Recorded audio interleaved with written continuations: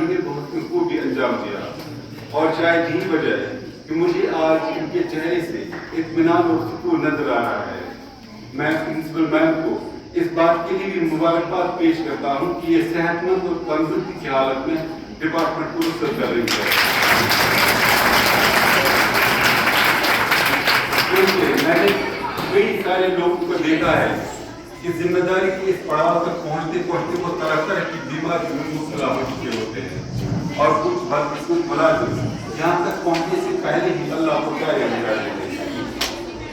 خوش قسمت ہے وہ لوگ جو ہنستے کھیلتے اور صحیح سلامت اپنی سرکاری ذمہ داریوں سے سبکدوش ہوتے ہیں۔ آخر میں پرنسپل میم کو ان الفاظ کے ساتھ الوداع کر رہا ہوں۔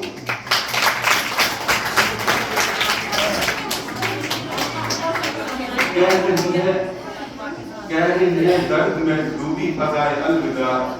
چار سو چھائی ہیں اشکوں کی گٹائے الوداع، یہ در و دیوار یہ کرسی روڑ کے کس طرح تیری روا کو سو بنائے الوداع۔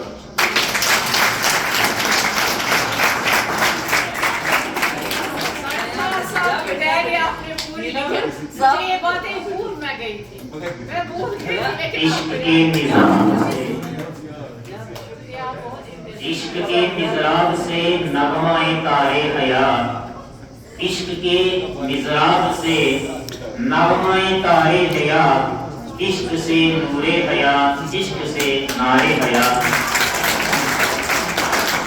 یہ کچھ فوٹوز ویڈیوز مجھے یاد ہے،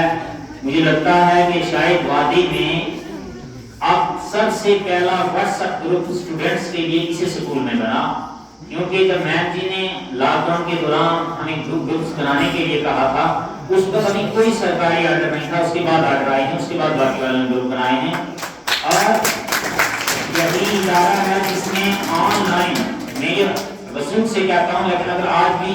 جو ہے چھان بین کی جائے،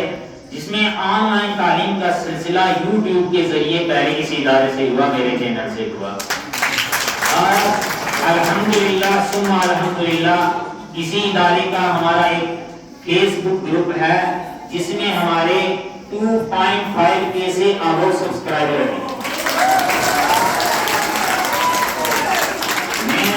میں وسوخ سے کہتا ہوں، ہم انرولمنٹ ڈرائیو کرتے ہیں،